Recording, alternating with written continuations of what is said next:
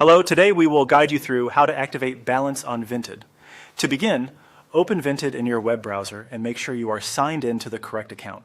Starting from the main Vinted homepage is helpful because it gives you a clear path to your account settings and wallet options. Once you are on the site, look to the top right corner of the screen and click on your profile. This area usually gives you access to your personal account menu, where you can manage important settings related to buying, selling, and payments. If you do not see it right away, take a moment to scan the upper right section carefully. After opening your profile menu, click on Wallet. This is the section where Vinted handles your balance and payment-related features.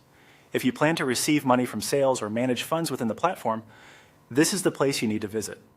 Inside the Wallet section, look for the option that says Activate Wallet and click on it. This starts the setup process for enabling your balance. Activating your wallet is an important step because it allows Vinted to verify the information needed for handling payouts and stored funds securely. You will now be asked to enter your first name. Type it in carefully, making sure it matches your real information. Accuracy matters here, so it is a good idea to double check for spelling mistakes before moving on. Next, enter your last name. Just like with your first name, make sure it is entered correctly and matches your official details.